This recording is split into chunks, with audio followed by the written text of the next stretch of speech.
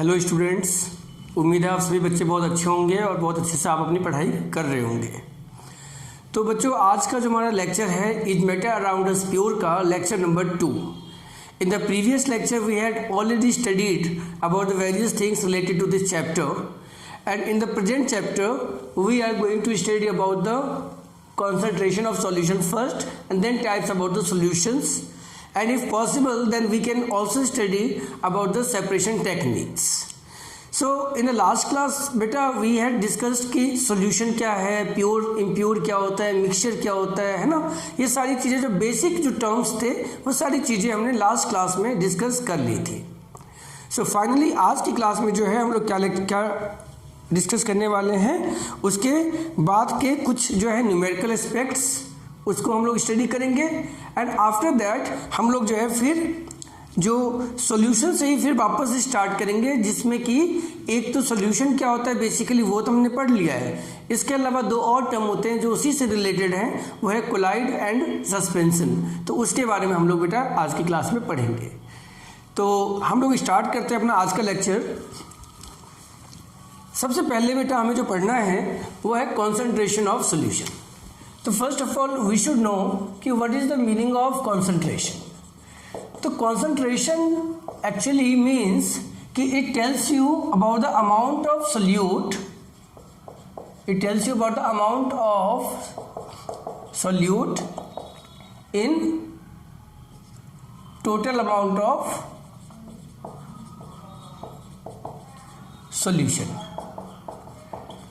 मतलब कोई भी सॉल्यूशन बना रहे हो आप, तो उस सॉल्यूशन में आपको पता है कि दो चीज़ें होती हैं, एक सॉल्यूट होता है, एक सॉल्वेंट होता है, एंड सॉल्यूट एंड सॉल्वेंट का जो सम है उसको हम सॉल्यूशन कहते हैं।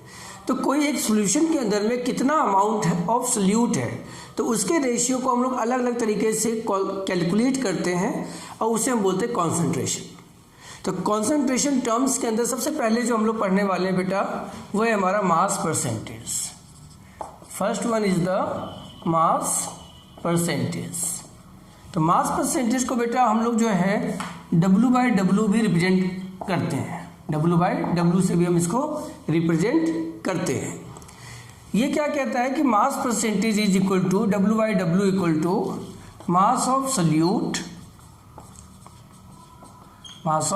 Solute divided by total mass of solution. ठीक है बेटा, यानी हमारे पास दो चीज़ें होंगी, सॉल्यूट होगा और सॉल्यूशन होगा, तो दोनों के मास को का जो रेशियो होगा वो तो करेंगे ही करेंगे हम लोग, बट इसमें देखो क्या लगा है, परसेंटेज भी लगा हुआ है। तो परसेंटेज में कन्वर्ट करने के लिए क्या करोगे आप, इसको मल्टीप्लाई करना पड़ेगा आपको किस चीज़ में, मल्टीप्लाइड बाय 100। तो इन दिस वे ये जो फॉर्मूला आ गया मास ऑफ सॉल्यूट अपॉन में total mass of solution into में 100 is called mass by mass percentage या सिंपली मास परसेंटेज। ओके बच्चों, फॉर एग्जांपल मैं बात करूं, जैसे मैंने कहा कि if 10 gram of sodium hydroxide is dissolved in 90 gram of water and question है find W/W। This is the question कि W/W क्या होगा। तो हमेशा की तरह इस फॉर्मूले को यूज करेंगे आप, W/W equal to mass of solute that is 10 gram upon में टोटल मास ऑफ सोल्यूशन। तो सोल्यूट 10 ग्राम है, सॉल्वेंट 90 ग्राम है, सो 10 + 90 इंटू 100 सॉल्व करेंगे, सो 10% जो है ये आपका आंसर हो जाएगा। तो मास परसेंटेज के ऊपर बेटा एक ना एक न्यूमेरिकल जरूर आता है, CBSE में भी और आगे भी। सो आप इसको जरूर, बहुत सिंपल भी है, कोई ज़्यादा डिफिकल्ट नहीं है। तो it was all about the mass percentage that is mass of solute upon में total mass of solution into में 100। इसी तरीके से बेटा सेकेंड पार्ट जो हमें पढ़ना है, सेकेंड जो कॉन्सेंट्रेशन पढ़ना है हमें बेटा वो है वॉल्यूम परसेंटेज।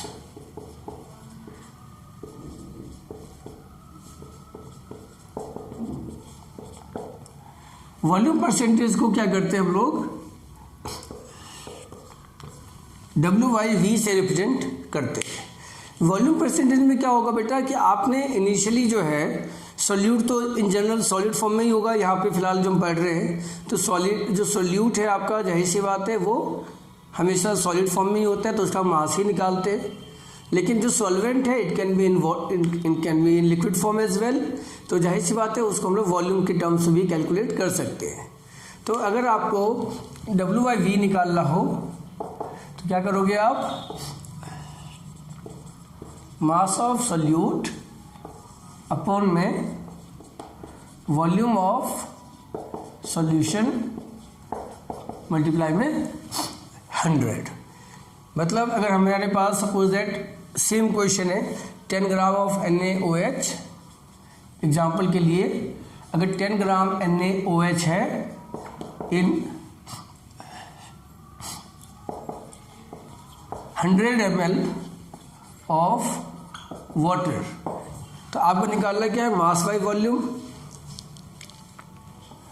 तो क्या हो जाएगा बेटा, ये W/V इक्वल टू 10 अपॉन में 100 इंटू में 100, so again obviously it will B 10%।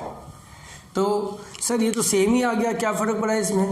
बस फ़र्क ये है कि इसमें हम लोगों ने दोनों चीज़ को मास में ले रखा है, और यहाँ पे जो हम लोग क्या कर रहे हैं, एक को मास में ले रहे हैं तो दूसरे को क्या कर रहे हैं, हम लोग वॉल्यूम में लेंगे। तो this is the only difference that takes place between the to.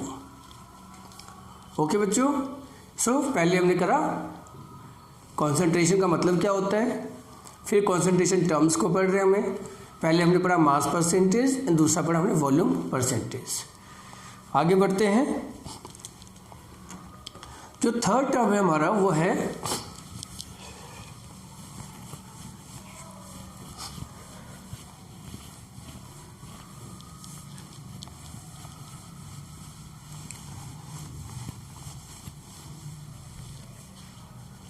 Third term है बेटा हमारा पार्ट्स पर मिलियन, इसको हम लोग शॉर्ट में ppm बोलते हैं। तो बेटा सबसे पहली बात तो ये कि सर इसका यूज क्या पे है। देखो बेटा, ये जो भी हम लोग कॉन्सेंट्रेशन टर्म्स पढ़ रहे हैं ना, तो जैसे आपके आसपास कोई भी सॉल्यूशन होगा, कोई भी मेडिसिन होगी, इवन अगर आपके पास कोई मेडिसिन का शैशे पड़ा हो, कोई इसका सिरप की बोतल पड़ी हो, या कोई टैबलेट का रैपर पड़ा हो, तो आप उसको देखोगे तो आप उसकी कंपोजिशन में जाओ। तो जब आप उसकी कंपोजिशन में जाओगे ना, तो आप देखोगे कि हर एक चीज़ का कंपोजिशन या तो W/W में या W/V में, या एक और होता है वॉल्यूम बाई वॉल्यूम, V/V में गिवन होगा। तो बेसिकली ये जो कॉन्सेंट्रेशन टर्म्स हैं they are helpful for deciding the composition of any component, composition of any solution. अगर हम बात करें पार्ट्स पर मिलियन यानी ppm की, तो यहाँ पे बेटा इसका अगर देखा जाए ना तो ज़्यादा यूज़ होता है। जैसे मान लीजिए एयर के अंदर में हमें पता है कि प्योर एयर मतलब ऑक्सीजन नॉर्मल, जो भी उसके अंदर कोई भी हार्मफुल चीज़ प्रेजेंट ना हो, हम कहते हैं पोल्यूशन है। तो पोल्यूशन की डेफिनेशन क्या होती है, एडिशन ऑफ अनवांटेड सब्सटेंसेस, है ना। अगर कोई भी अनवांटेड सब्सटेंस है तो उसे हम क्या बोल देंगे, पोल्यूशन बोल देंगे। तो यहाँ पर जैसे मान लो मैंने कहा कि भाई एयर के अंदर में कार्बन मोनोऑक्साइड क्या है, पोल्यूटेंट है, नाइट्रस ऑक्साइड क्या है, पोल्यूटेंट है, कार्बन डाइऑक्साइड की भी कॉन्सेंट्रेशन अगर लिमिट से ज़्यादा हो गई तो वो क्या है, पोल्यूटेंट है। तो हाउ डू वी नो कि whether the air is polluted और नॉट। आपने देखा भी होगा कि भाई हम एयर को मेजर करते हैं। इवन इसके अलावा जैसे हम लोग जब व्हीकल वगैरह को पोल्यूशन सर्टिफिकेट लेने के लिए जब जाते हैं, 2 व्हीलर्स 4 व्हीलर्स, तो वहाँ पर अगर आप कभी ध्यान से देखिएगा तो वो जो पोल्यूशन सर्टिफिकेट होता है जो व्हीकल्स का, उस पर भी ये लिखा रहता है, एक कॉलम में जितने भी पोल्यूटेंट्स होते हैं उनके नाम, दूसरे कंपोनेंट्स में होता है कि दूसरे कॉलम में होता है कि स्टैंडर्ड क्या होना चाहिए, मतलब मैक्सिमम अमाउंट ऑफ जो पोल्यूटेंट जो है, परमिसिबल अमाउंट जो है वो कितना होना चाहिए। और थर्ड में आता है कि जो आपके व्हीकल का पोल्यूटेंट लेवल आ रहा है, तो वहाँ पर आप देखोगे कि ppm वर्ड यूज होता है। तो basically it tells you about कि भाई आपने 1 मिलियन एयर पार्टिकल्स लिए, और उस 1 मिलियन एयर पार्टिकल्स के अंदर में जो है उस पोल्यूटेंट के कितने मास है, कितना पार्टिकल है, तो उसको जो है हम लोग किससे रिप्रेजेंट करते हैं, ppm से रिप्रेजेंट करते हैं। समटाइम्स इसकी जगह पे आजकल एक और टर्म यूज होता है ppb, that is the parts पर बिलियन। तो पार्ट्स पर बिलियन में भी क्या करते हैं हम लोग, बस मिलियन ना लेकर के बिलियन ले लेते हैं, that is the only difference, nothing like that. तो देखो बेटा, पार्ट्स पर मिलियन की हम बात करें तो इसको कैलकुलेट कैसे करा जाता है, बहुत सिंपल है।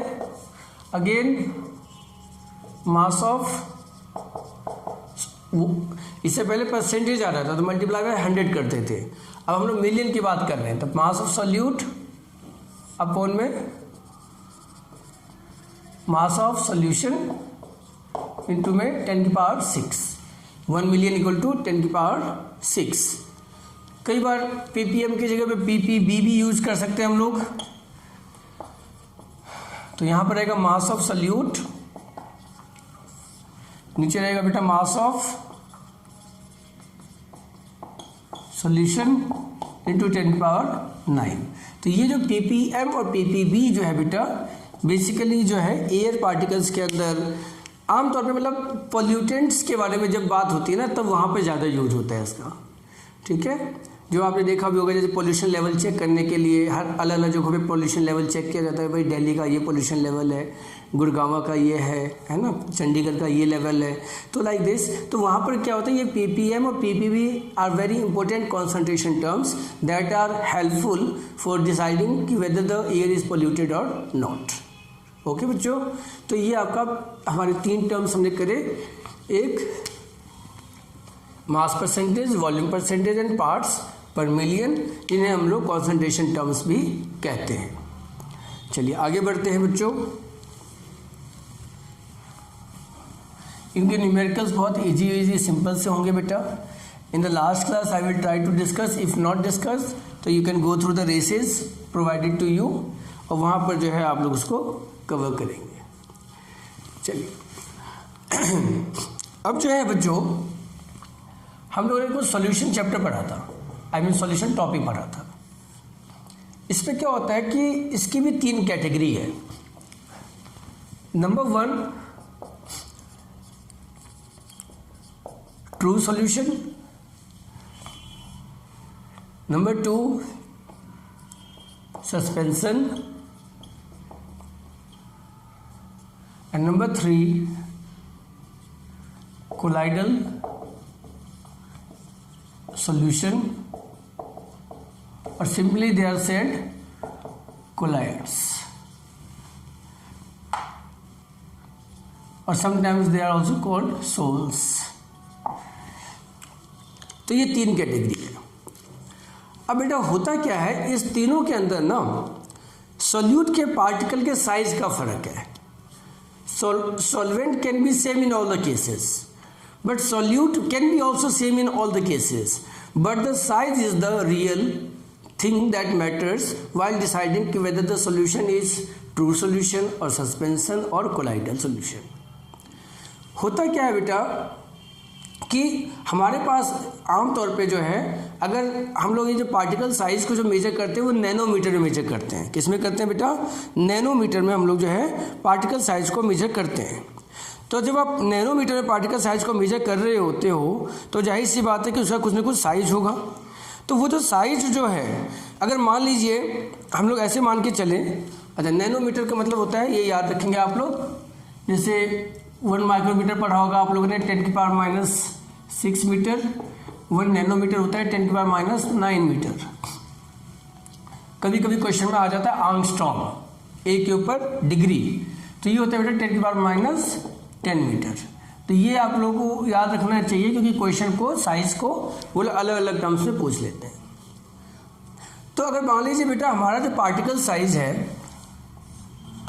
पार्टिकल साइज जो है, पार्टिकल साइज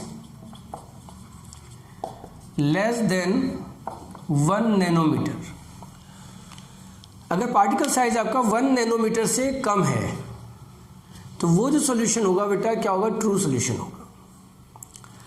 और अगर particle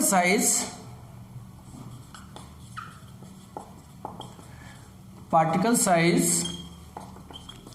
is more than 100 nanometre, sorry yes is more than 100 nanometre, तो वो क्या कहलाएगा, सस्पेंशन कहलाएगा। और बाकी जो उसके बीच में जो भी होंगे, अगर पार्टिकल साइज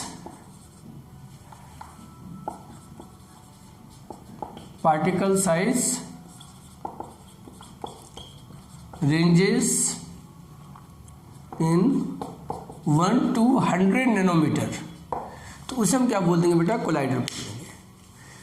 तो आपने देखा कि सबसे छोटे पार्टिकल साइज किसके हैं, ट्रू सॉल्यूशन के, सबसे ज़्यादा बड़े जो है सस्पेंशन के, और सबसे जो बीच के जो है वो क्या है, कोलाइडल के हैं।